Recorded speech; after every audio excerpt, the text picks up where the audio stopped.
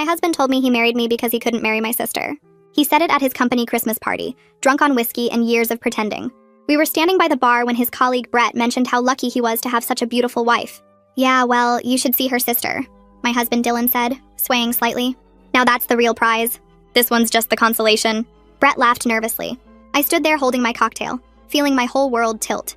What did you just say? I asked. Dylan turned to me like he'd forgotten I was there. Nothing, baby. Just guy talk. But Brett was already backing away, mumbling about finding his wife. You said I'm a consolation prize. You're being sensitive. You said you wished you'd married Luna. He shrugged. Actually shrugged. Can't marry your wife's sister. That's not how it works. So you married me instead? Someone had to marry you first. He said it like it was obvious. Like it was a plan. 8 years. 8 years of marriage, and he was telling me I was the pathway to my younger sister. We need to leave, I said. Party's just getting started. We're leaving now. In the car, he tried to backtrack. I didn't mean it how it sounded. How did you mean it? Luna's gorgeous. Everyone knows it. You know it. But I chose you. Because you couldn't choose her. That's not... Look, when I met you both that summer at your parents' place, Luna was 18. You were 23. It made more sense. What made more sense? He sighed like I was being difficult. Dating you. She was too young.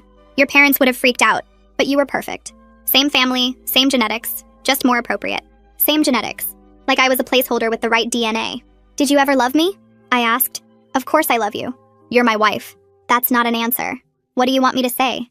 That I never noticed how beautiful your sister is? That I never wondered what if? Everyone wonders.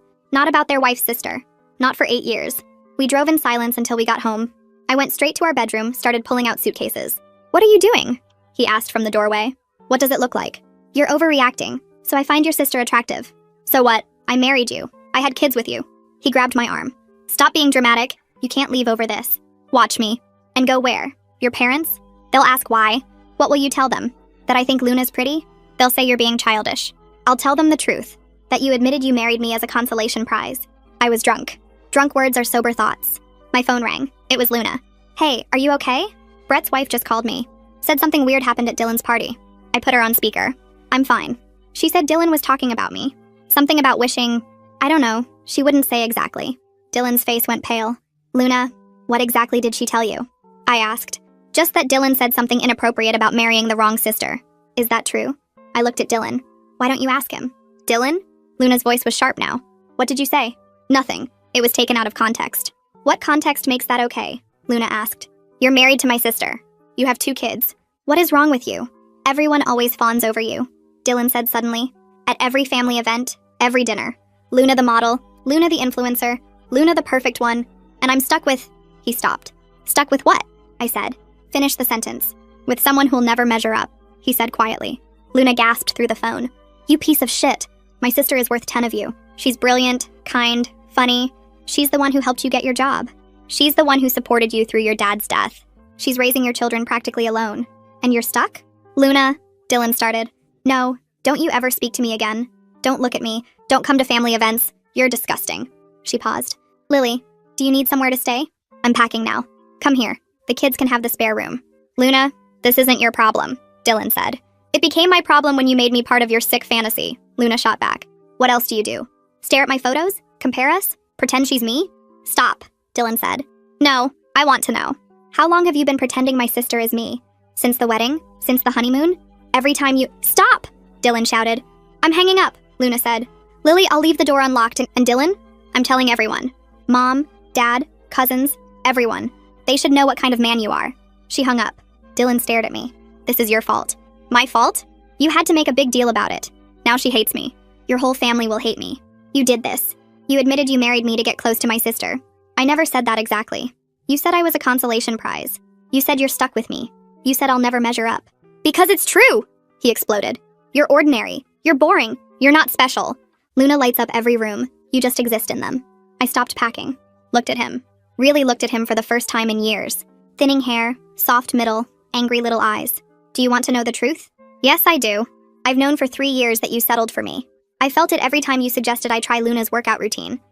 Every time you asked why I couldn't dress more like her. Every family dinner when your eyes followed her around the room while you barely looked at me. I normalized it because I thought that's what marriage was. Making peace with being second choice. But hearing you say it out loud to your coworker, admitting you're stuck with me, that broke something I can't fix.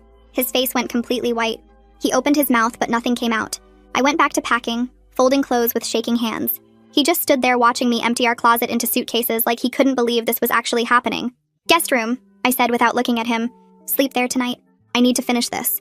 For once, he didn't argue. I heard his footsteps retreat down the hallway, heard the guest room door close. The silence felt heavy, but also clean somehow, like I could finally breathe without his presence weighing on me. My phone rang exactly 9 minutes later. Luna's name lit up the screen and I answered immediately. "Mom and Dad are driving up tomorrow morning," she said, her voice tight with anger. "I already called them. I told them everything Brett's wife told me and they're coming first thing. You won't have to explain alone." The relief hit me so hard I had to sit down on the edge of the bed.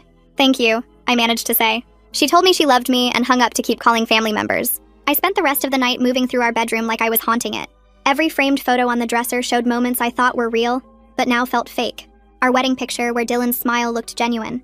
The hospital photos with our newborns where he seemed proud. Vacation shots where we looked happy. I left them all there because they belonged to a version of me who didn't know the truth yet. I packed practical things, kids' clothes and favorite toys and school supplies. I took my laptop and important documents from the desk drawer. I left behind 8 years of building a life with someone who was always wishing I was someone else. The kids woke up around 7 asking about breakfast. I made pancakes and kept my voice steady when I told them we were going to stay at Aunt Luna's for a few days. My daughter asked if it was like a sleepover and I said yes, exactly like that. My son wanted to know why, and I used the careful language you learn from other divorced parents, saying Mommy and Daddy need some space to figure things out. He asked if we were fighting, and I said sometimes grown-ups need time apart to think, which wasn't a lie, but wasn't the whole truth either. They accepted it the way kids do, already moving on to asking if they could bring their tablets. Dylan came out of the guest room looking terrible. His hair stuck up on one side and his eyes were red. He tried to kiss the kids goodbye like it was a normal morning, but our son pulled away. "Why does Daddy look sad?" he asked me, and I had to swallow all my anger to keep my voice calm. "Daddy's just tired," I said. "Say goodbye so we can get going." My daughter hugged him, but my son just waved from across the kitchen. Dylan's face crumpled, but I couldn't feel sorry for him. He did this. He chose to say those things out loud where people could hear. Luna's apartment felt like stepping into safety. She had the spare room completely set up with air mattresses for the kids and their favorite snacks already arranged on the dresser. She hugged me the second we walked in, and I finally started crying. 8 years of pretending everything was fine crashed down all at once. The kids ran off to explore the room while I sobbed into my sister's shoulder. She held me tight and didn't say anything, just let me break down in her hallway. My parents showed up right at noon like Luna promised. My father's face was red with anger, and my mother was already crying when I opened the door. They wanted every detail of what Dylan said at the party. Sitting on Luna's couch repeating his words made them sound even worse somehow. The consolation prize comment, the stuck with you part, the admission that I'll never measure up. My mother cried harder with each sentence and my father's jaw got tighter and tighter. When I finished, he pulled out his phone. "I'm calling him right now," my father said. His voice came out cold and controlled, which was way scarier than if he'd been yelling. He put the phone on speaker so we could all hear. Dylan answered on the second ring, sounding nervous. My father didn't waste time on pleasantries. "You're not welcome at family events anymore," he said. "Christmas, Thanksgiving, birthdays, nothing. You communicate through lawyers from now on. You don't call my daughter unless it's about the kids. You don't show up at family gatherings. You made your choice at that party and now you live with the consequences." Dylan tried to interrupt, but my father just hung up. My mother reached over and squeezed my hand while Luna sat beside me looking fierce and protective. My phone started buzzing before my father even set his down. Dylan's name flashed across the screen over and over. I let it ring out 3 times before the text started flooding in. "Your dad threatened me. This is insane. You need to call him off. I'm still your husband. We can work this out if you stop making everything so dramatic." Each message blamed me for making this a big deal. Like his confession at the party was somehow my fault for having feelings about it. I took screenshots of every single one and sent them to Luna without saying anything. She read them and her face got hard. "He's digging his own grave," she said quietly. My mother suggested turning off my phone for the night, but I wanted to see what else Dylan would say.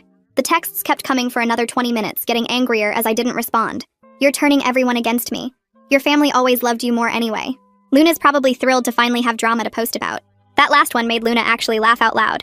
"Does he think I'm going to Instagram his midlife crisis?" She asked nobody in particular. The doorbell rang around 7 and Luna went to answer it. Marissa stood there holding 2 bottles of wine and a bag of Chinese takeout, looking worried. "I heard through Sarah, who heard from her husband who works with Dylan," she said as she came inside. "I figured you could use some company and actual food." She hugged me tight and I realized I hadn't eaten since breakfast. Luna got plates while Marissa poured wine and told us what was going around the neighborhood. Half our street apparently knew what happened at the party, because Brett's wife had been very vocal about what she witnessed. "She told at least 5 people at yoga this morning," Marissa said. "Everyone's talking about how Dylan called you a consolation prize right in front of his coworkers." Marissa looked furious on my behalf. Brett's wife said she's never been so uncomfortable at a work event, and she used to be a public defender. My parents had left by then, but Luna stayed at the table with us, eating fried rice and occasionally checking her phone. Dylan tried calling her twice, and she just declined both calls without even looking bothered. The kids came out of the spare room asking for dinner, and I realized I'd been so caught up in everything that I hadn't fed them properly. Luna heated up chicken nuggets while I sat them down at her kitchen table. My daughter asked when we were going home, and I knew I couldn't keep saying we were just visiting. Luna pulled up a chair and helped me find the right words. Sometimes grown-ups realize they need to live in different houses for a while, I told them carefully. It doesn't mean anyone did anything wrong. You're going to stay here with me and Mommy for a bit, Luna added. And you'll still see Daddy, just at different times. My son asked if this was because Daddy was sad earlier, and I had to explain that this was about grown-up stuff that had nothing to do with them. Luna was better at this than me, keeping her voice cheerful and normal while my throat kept closing up. They accepted it easier than I expected and went back to their tablets after eating. Kids are weirdly resilient sometimes. Dylan's parents called while I was tucking the kids into their air mattresses. Luna grabbed my phone before I could even reach for it and answered herself. She's not ready to talk to you yet, Luna said firmly. There was loud talking on the other end, and Luna's expression didn't change. I understand you're upset, but your son publicly humiliated his wife at a company party. Luna listened for a minute, then her eyebrows went up. I could hear Dylan's mother crying in the background, saying she raised him better than this, her voice high and shaky.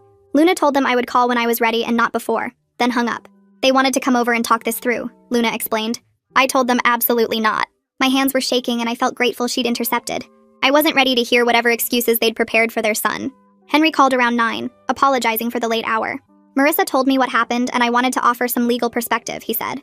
I put him on speaker, so Luna could hear too. Henry explained that Dylan's public confession about marrying me as a consolation prize could actually matter in divorce proceedings, especially regarding claims of emotional abuse. His firm had connections to several good family law attorneys if I wanted a referral. The fact that he said these things in front of witnesses at a work event makes it documented, Henry continued. It's not just your word against his. I felt something shift in my chest hearing him lay it out so practically. This wasn't just hurt feelings or a bad marriage. This was something with legal weight. Henry gave me 3 names to call and told me not to wait. The sooner you establish representation, the better, he said. Luna was already writing down the names and numbers before I could even process what was happening. Jamaica's office was downtown, in a building with marble floors and expensive art. I met with her 2 days later, leaving the kids with Luna. Jamaica was maybe 50, with gray hair cut sharp and direct eyes that didn't miss anything. She asked me to tell her everything from the beginning, and I walked through the whole night, from the Christmas party to Dylan's texts to my father's call. When I finished, she leaned back in her chair. His words constitute a pattern of emotional abuse, she said without any softening. The consolation prize comment, the comparisons to your sister, the admission he married you to get closer to her. She tapped her pen against her notepad. Are there other examples throughout your marriage? Things you might have dismissed as jokes or normal marital friction? Sitting in Jamaica's office with her looking at me so directly, I started remembering things I'd pushed down or explained away. Dylan suggesting I try Luna's workout routine because she looked so toned. Him asking why I couldn't dress more like Luna when we had events to attend. The joke he made about our kids getting lucky with genetics, implying they could have turned out like me instead. Each memory felt like waking up from fog, seeing patterns I'd been living inside without recognizing them as wrong. There was the time he showed me Luna's Instagram, and said he wished I'd put that much effort into my appearance. The Christmas 2 years ago when he spent the whole day at my parents' house following Luna around with his eyes while I tried to pretend I didn't notice. His suggestion that we vacation where Luna was traveling, so we could meet up with her, like that was a normal thing to want. Jamaica wrote everything down and her face got harder with each example. This is textbook emotional abuse through comparison, she said when I finished. He's been undermining your self-worth systematically. I felt sick realizing how much I'd normalized, how many times I'd told myself I was being sensitive or jealous. Dylan showed up at Luna's apartment unannounced 3 days after I moved in. I was making lunch for the kids when the doorbell rang and Luna went to answer it. I heard his voice immediately. I need to see my kids. Luna's response was calm but firm. You need to arrange visits through proper channels now. You don't just show up expecting access. I moved to where I could see the doorway. Dylan looked terrible, unshaven and rumpled, but I couldn't feel sorry for him anymore. Let me in, he demanded. This is between me and my wife. Luna actually laughed. Your wife is my sister and you're not coming in here. The confrontation escalated fast. Dylan accused Luna of poisoning me against him, his voice getting louder. You've always wanted this, he said. You've always been jealous that I chose her over you. Luna's laugh was genuine and cutting. You managed to poison her against you all by yourself at that Christmas party. I didn't have to do anything. She crossed her arms and blocked the doorway more completely. You stood in front of your coworkers and called her a consolation prize. You told her she'll never measure up. That's all you. Dylan tried to push past her, but Luna held her ground. The kids appeared behind me asking what was happening, and I turned them back toward the spare room. Go watch your show, I told them. Daddy's just leaving. Ezekiel called me directly that evening after Dylan left. His voice had that fake friendly tone men use when they're trying to smooth things over. Boys will be boys, he started. Dylan had too much to drink and said some things he didn't mean. I felt anger replace the numbness I'd been carrying.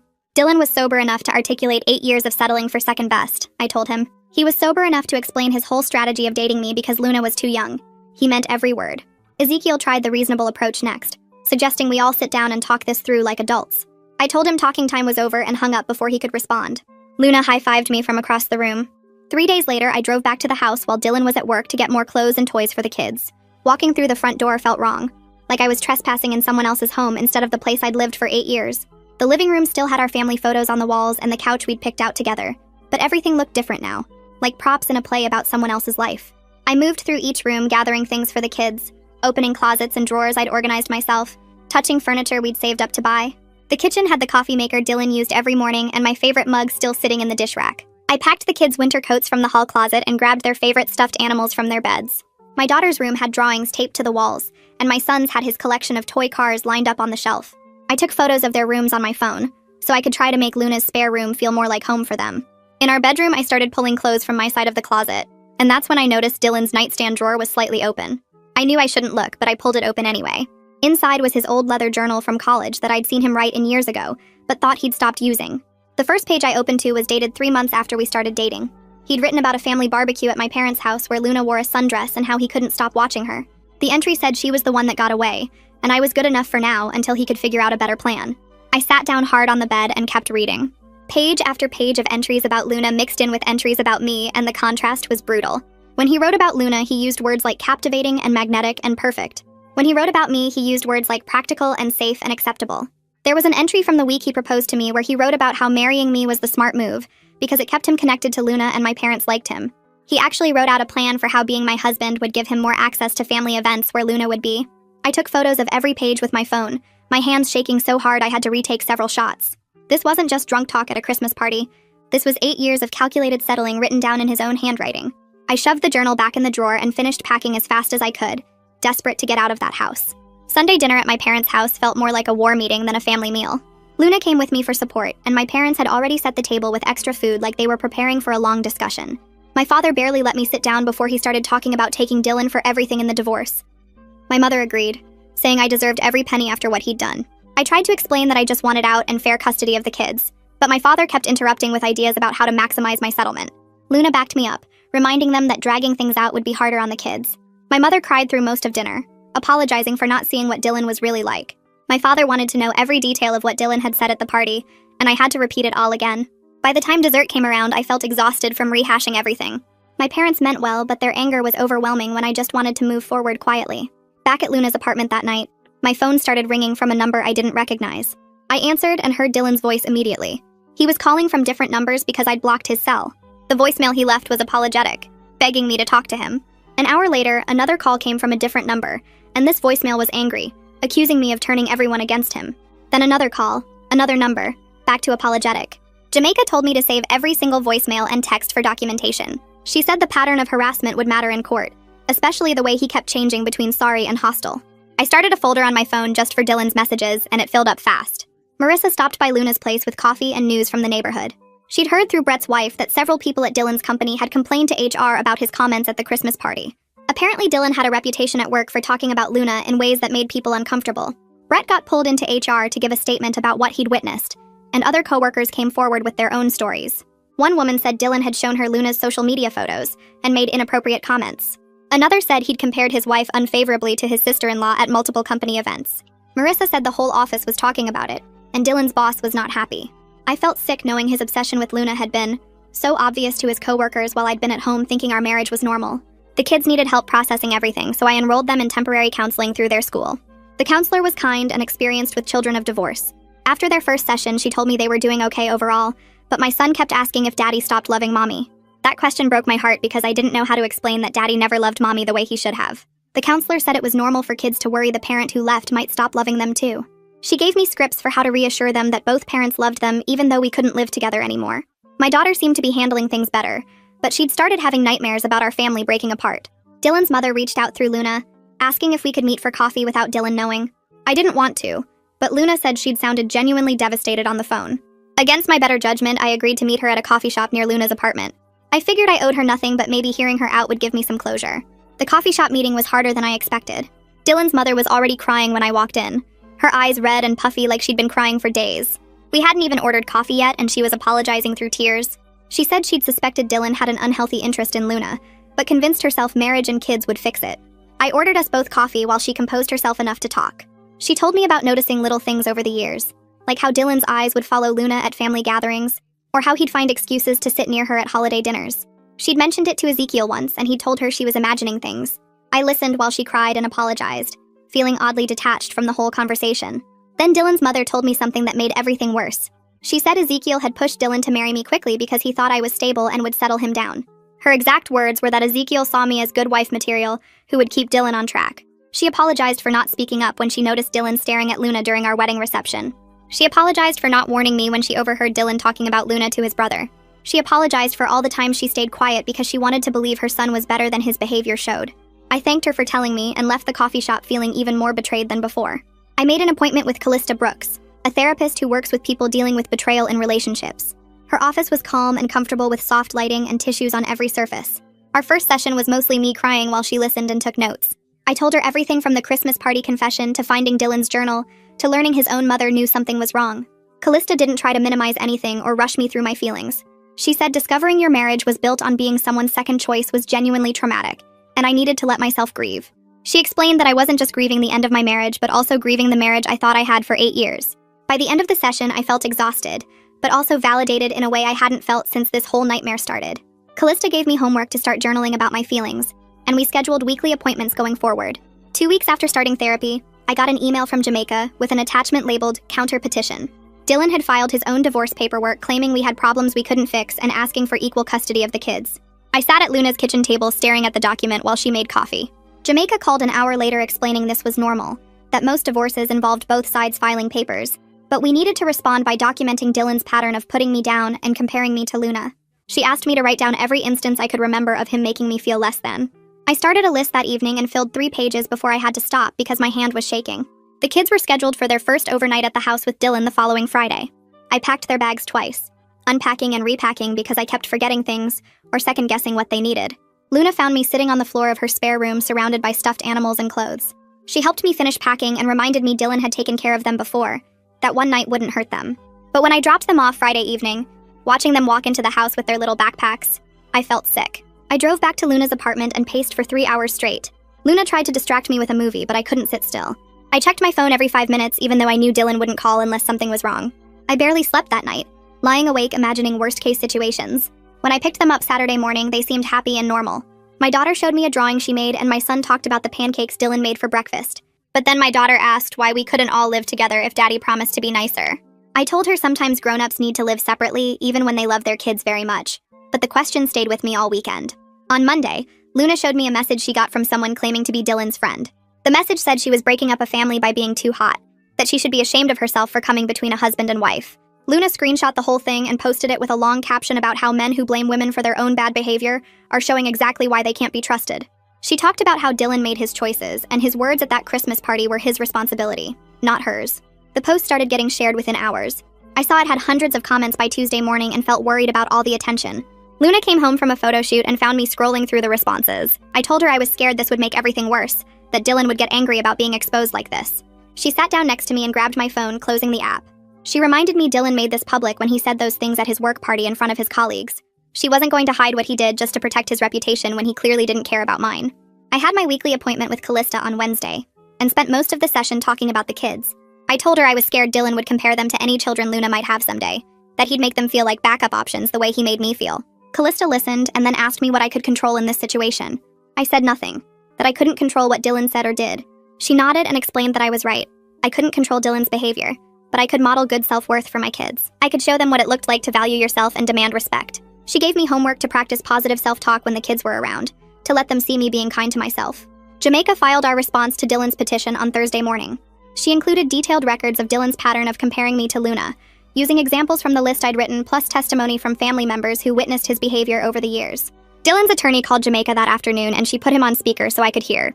He called our response inflammatory and exaggerated, said we were painting Dylan as some kind of villain when he was just a man going through a divorce. Jamaica told him emotional abuse through constant negative comparisons was documented and real, then hung up. I sat in her office feeling angry that Dylan's lawyer could dismiss years of hurt like it was nothing. Marissa texted me Friday inviting me to her place for girls' night. She said Luna was coming and a few other friends, that I needed to laugh and remember who I was outside of this divorce mess. I almost said no because I was tired, but Luna convinced me to go. We showed up at Marissa's house with wine and found her living room full of women I'd known for years but barely seen since my marriage. They hugged me and told me they'd heard what happened, that they were sorry I was going through this. We ate snacks and drank wine, and someone told a story about their own terrible ex that had us all crying from laughter. Marissa's friend from work did impressions of bad dates she'd been on, and I laughed so hard my stomach hurt. They reminded me I was funny when I told a story about the kids, that I was smart when I explained a graphic design project, that I was interesting beyond just being Dylan's wife. I drove home that night feeling lighter than I had in weeks. My phone buzzed at 2 in the morning with an email notification. I grabbed it thinking something was wrong with the kids, but it was from Dylan. The subject line said, "Please read," and the message was long, filling my entire screen when I opened it. He apologized for everything, said he'd been awful and he knew it now. He begged for another chance, promised he'd go to therapy and never mention Luna again. But as I read through the email, I counted 3 separate times he referenced how beautiful Luna was, how he understood why I felt compared to her, how hard it must be having such a gorgeous sister. He didn't even see what he was doing, couldn't write an apology without bringing her up. I forwarded the email to Jamaica without responding. The court assigned us a mediator the following week to work out custody arrangements. Her name was Lena Chase, and she had an office downtown with toys in the corner and family photos on her desk. She shook both our hands when we arrived and explained her job was to help us figure out what worked best for the kids, not to take sides in our marriage problems. Dylan and I sat in chairs across from each other while Lena asked questions about our work schedules and the kids' routines. She was calm and practical, writing notes while we talked. When we got to discussing holidays, Dylan suggested the kids spend Christmas with him at his parents' house like normal. I looked at him across that office and said nothing was normal anymore, that we needed to split holidays fairly now. Lena nodded and started explaining how alternating years worked for major holidays. Dylan's face crumpled right there across from me. His shoulders started shaking and tears ran down his cheeks while Lena sat quietly with her pen hovering over her notepad. He pressed his hands against his eyes and made these awful choking sounds that might have moved me 2 months ago. Lena let him cry for maybe 30 seconds before she spoke again, her voice still calm and measured. She told him she understood this was difficult, but she needed to point something out. "Love requires respect," she said, and his public confession at that Christmas party showed a basic lack of respect for his wife. She asked him if he could see that, and he nodded while wiping his face with his sleeve. I sat there watching him fall apart, and felt absolutely nothing except tired. We finished the session with a basic schedule outline, and I drove back to Luna's apartment feeling like I'd been awake for 3 days straight. The kids were playing in the living room when I walked in, and my son looked up at me with these worried eyes. He asked if I'd seen Daddy, and I told him yes. We'd had a meeting about schedules. My daughter climbed into my lap and asked if Daddy was sad because of them. The question hit me like a punch to the stomach. I held her close and explained very carefully that grown-up problems are never ever the fault of children, that Mommy and Daddy both love them more than anything. She hugged me tight and whispered that she loves me the most in the whole world, and I had to excuse myself to the bathroom where I cried so hard I had to run water so the kids wouldn't hear. Luna knocked on the door after a few minutes and asked if I was okay. I splashed cold water on my face and came out to find her making the kids grilled cheese sandwiches. She told me she had something to ask me later when the kids were in bed. That night, after I got them settled in the spare room, Luna poured us both wine and told me about a work event coming up where she was honored for her marketing success. She wanted me to come with her, said it would be good for me to get out and do something that wasn't about the divorce. I almost said no because going to Luna's glamorous work event sounded exhausting, but she gave me this look that said she really wanted me there. I agreed and she hugged me, then started talking about what I should wear and how excited she was for me to meet some of her colleagues. The event was at this nice hotel downtown with a big ballroom and people in cocktail dresses everywhere. Luna looked amazing in a silver dress that caught the light, and I watched her work the room like she was born to do it. She introduced me to people as her sister, and they actually seemed interested in talking to me. A woman from a tech startup asked about my work, and I mentioned graphic design. And suddenly we were having this whole conversation about branding and visual identity. Another guy wanted to know if I did freelance work and gave me his card. I realized standing there in that ballroom that I'd been defining myself through Dylan's view of me for so long that I'd forgotten I had my own skills and interests. People weren't comparing me to Luna. They were just talking to me like I was interesting on my own. Jamaica called 3 days later to tell me Dylan's attorney had sent over a settlement proposal. She walked me through it over the phone and I kept waiting for the catch. But it was actually fair. 50-50 custody with alternating holidays, assets split down the middle, college funds for the kids protected and shared. Jamaica said in her professional opinion we should accept it and move forward rather than dragging things out in court. I told her I'd think about it and call her back. I spent that night going over the proposal at Luna's kitchen table, reading each line carefully. It wasn't about winning or losing anymore. It was just about ending this chapter, so I could start figuring out what came next. I called Jamaica the next morning and told her to accept the terms. She scheduled a time for me to come sign everything at her office. My hand shook when I picked up the pen, and Jamaica put the settlement agreement in front of me with little sticky tabs marking where I needed to sign. I went through each page slowly, my signature getting messier as I went because my hand wouldn't stop trembling. Jamaica witnessed everything and made copies, then shook my hand and told me she was proud of how I'd handled all this. I walked out of her office feeling strange and empty, like I'd just closed a door on 8 years of my life. My next therapy session with Callista focused on processing what she called anticipatory grief. She explained that I was mourning not just the end of my marriage, but the loss of 8 years that were built on Dylan's fantasy of someone else. I told her it felt like wasted time and she stopped me right there. "Those years gave you your children," she said, "and they taught you exactly what you won't accept going forward. That's not wasted, that's information."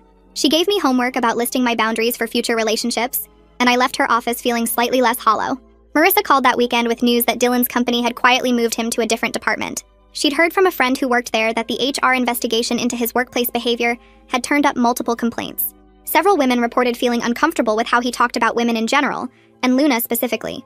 I thanked Marissa for telling me and felt a grim satisfaction that there were actual consequences for once. I started looking at apartments the following week, scrolling through listings on my phone during the kids' bedtime. Luna offered to help with the deposit, but my parents insisted on covering it as a fresh start gift. I found a place in a neighborhood near good schools with a park just 2 blocks away. It was small, but it was mine, with 2 bedrooms so the kids could each have their own space. The landlord showed me around and I could picture our life there, something separate from Dylan and all his comparisons. I filled out the application that same day. The lease approval came through faster than expected, and suddenly I was signing paperwork for my own apartment, my first place living independently since college. I sat in the empty living room after getting the keys, looking at bare walls and clean carpet, and felt this weird mix of complete terror and genuine excitement about what came next. Moving day came 3 weeks later, and I loaded boxes into Luna's borrowed SUV, while the kids bounced around asking if they could pick their own wall colors. My son wanted his room blue like the ocean, and my daughter insisted on purple with glow and the dark stars on the ceiling. We spent the first afternoon unpacking clothes and books, the kids racing between their new rooms, comparing closet sizes and window views. My son dragged his favorite dinosaur bedspread onto his mattress and announced this felt like a camping adventure, which made me laugh and want to cry at the same time. Luna showed up with pizza and helped us assemble furniture from boxes, her electric screwdriver making quick work of bed frames while I sorted kitchen supplies. By nighttime, the apartment still looked half empty, but it was ours. Nobody else's voice in my head about paint colors or furniture placement. That Friday, Dylan texted asking for the new address and what time he should pick up the kids for his first custody weekend. I sent him the information with no extra words, keeping everything factual and brief. He arrived exactly on time Saturday morning, standing in the hallway outside my door instead of trying to come inside. The kids grabbed their overnight bags and hugged me goodbye while Dylan looked everywhere except at my face. He asked if they had everything they needed, and I confirmed they did, then watched them walk down the hall toward the elevator. The whole exchange took maybe 3 minutes and felt stiff and uncomfortable, but also like progress, like we were figuring out how to exist in each other's orbit without the old patterns. Luna came over Sunday afternoon with paint samples, and we spread them across my bedroom floor, comparing different shades of sage green that Dylan had always vetoed as too bold. We picked the darkest one and spent hours rolling it onto the walls while music played from her phone. She told me about all the tiny compromises I used to make, things I had stopped noticing, like always ordering what Dylan wanted at restaurants or watching his preferred shows on TV. I realized how much of myself I had folded away to avoid his comparisons, how I had made myself smaller hoping that would be enough. Luna said I was going to rediscover who I was without his voice telling me I was less than, and something about the way she said it made me believe her. My therapy session with Callista that week focused on rebuilding my sense of self-worth separate from anyone else's opinion. She gave me homework to write down 20 things I liked about myself that had nothing to do with appearance or how I compared to other people. I sat in my new apartment that night staring at a blank page, realizing how hard it was to think of myself outside that framework. Eventually, I wrote things like I was good at solving problems and I made my kids feel safe, and I could draw detailed illustrations for work projects. Callista reviewed my list the following week and pointed out how many of my positive traits involved helping others, asking what I valued about myself just for me. The question felt strange and difficult in a way that showed me how much work I still needed to do. I started reaching out to old friends from college that I had drifted away from during my marriage, sending texts to people I had not talked to in years. One friend invited me for coffee, and we sat in a cafe for 3 hours catching up. She told me she had always felt like Dylan did not really appreciate me, but had not known how to say it without seeming jealous or judgmental. Another friend admitted the same thing over lunch the following week, saying she noticed how Dylan would tune out when I talked about my work, but perk up whenever Luna was mentioned. Hearing that other people had seen what I could not see made me feel both validated and foolish for missing the signs so long. The kids settled into the 2-home routine faster than I expected, treating it like an adventure rather than a tragedy. My daughter told me one morning that she liked having 2 bedrooms and 2 sets of toys, which made me laugh and cry while making her breakfast. They started decorating both spaces with their artwork and favorite stuffed animals, creating little territories that felt like theirs. I worried constantly about how the separation was affecting them, but they seemed okay, asking practical questions about schedules rather than emotional ones about why Daddy left. Dylan showed up for another kid exchange a few weeks later and tried making small talk about how nice my apartment looked. I thanked him briefly and kept the conversation focused on the kids' homework and upcoming school events. I recognized that I did not owe him friendship or warmth, just functional co-parenting that kept things stable for our children. He looked like he wanted to say more, but I excused myself to grab the kids' jackets. keeping the boundary firm. 6 months after that devastating Christmas party, I sat in my own apartment on a random Tuesday morning drinking coffee and looking out at the park 2 blocks away. The grief was still there, this heavy thing I carried around about 8 years that felt wasted, but it was sharing space with something else now. Genuine hope, maybe? Or just the absence of constant comparison and criticism. I felt lighter than I had in years, like I could breathe fully instead of holding myself small and compressed. The divorce was not finalized yet, and co-parenting had its awkward moments, but I was building something real here, something that was actually mine. Luna came over for dinner that Friday with ingredients for tacos, and we cooked together while music played from the kitchen speaker. My daughter danced around spinning in circles, and my son helped Luna chop tomatoes with a plastic knife. This was what family actually looked like, I realized while watching them laugh together. People who chose to love you and show up for you, not people who settled for you while wishing for someone else. We ate at my small dining table that barely fit 4 people and talked about nothing important, just silly stories and weekend plans. Luna told the kids about a photo shoot where the photographer's dog had stolen her sandwich, and they giggled so hard my son nearly choked on his drink. After dinner, we played board games until the kids started yawning. Then Luna helped me get them ready for bed. She hugged me before leaving and told me she was proud of how far I had come in 6 months, and I believed her because I could feel it too. I started dating casually a few weeks later. Nothing serious, but enjoying conversations with people who seemed genuinely interested in me as a person. One guy I met for coffee asked detailed questions about my graphic design work and listened attentively while I explained a recent project. I realized halfway through describing it that I was starved for this kind of basic respect, someone actually caring about what I did and thought. He did not compare me to anyone or make me feel like I was taking up too much space by talking. The date did not lead anywhere romantic, but it showed me what normal interactions could feel like, how people could be interested without agenda or comparison. I went home that night and added to my list for Callista, writing that I was interesting and my work mattered and I deserved people who recognized that. The divorce paperwork came through on a Tuesday morning 3 weeks later while I was drinking coffee at my kitchen table. My phone buzzed with an email from the court system showing the final decree, all official stamps and legal language declaring my marriage dissolved. Jamaica called 10 minutes later to congratulate me, her voice warm but professional, and I felt this weird mix of relief and sadness sitting there alone in my quiet apartment. The relief made sense, but the sadness surprised me, not because I wanted Dylan back, but because 8 years of my life were now officially labeled as a mistake in legal documents. I thanked Jamaica for everything and hung up, then sat staring at my coffee cup for a while before getting ready for my therapy appointment. Callista's office felt familiar now after months of sessions, the soft couch and tissue box and her calm presence becoming this safe space where I could say things out loud that felt too big to keep inside. She told me I had made remarkable progress since that first session, where I could barely talk without crying, moving from devastation to acceptance to actually building a real life for myself. The healing would not be linear, she reminded me, and there would still be hard days ahead when old wounds ached or loneliness felt heavy, but I had proven to myself that I could handle difficult things and come out stronger. I left her office feeling lighter, like someone had given me permission to stop carrying around guilt about the divorce or shame about being fooled for so long. My parents hosted a dinner that Friday night at their house, calling it a new beginning celebration, even though I told them it felt weird to celebrate a divorce. Luna came with a bottle of wine and Marissa brought her whole family, and we crowded around my parents' dining table like we had for holidays, except this time the focus was on me moving forward, instead of pretending everything was fine. My father stood up halfway through dinner and raised his glass, his voice getting thick with emotion as he toasted to my strength and courage for choosing myself over a marriage that never valued me properly. My mother started crying happy tears, and Luna squeezed my hand under the table, and I felt genuinely supported by people who saw my worth instead of comparing me to someone else. The kids ran around playing with Marissa's children after dinner, their laughter filling the house with normal family chaos that had nothing to do with divorce or adult problems. I tucked them into bed later that night back at our apartment, my son in his dinosaur pajamas, and my daughter clutching her favorite stuffed rabbit. My son looked up at me with serious eyes and asked if I was happy now, his small voice worried like he had been thinking about this question for a while. I sat on the edge of his bed and told him yes, I really was happy, not because the divorce was easy or fun, but because I learned I was worth more than being someone's second choice. He thought about that for a minute, then hugged me tight, his skinny arms wrapping around my neck as he whispered that I was his first choice. I held him close and felt something settle in my chest, this understanding that his ranking was the only one that ever really mattered.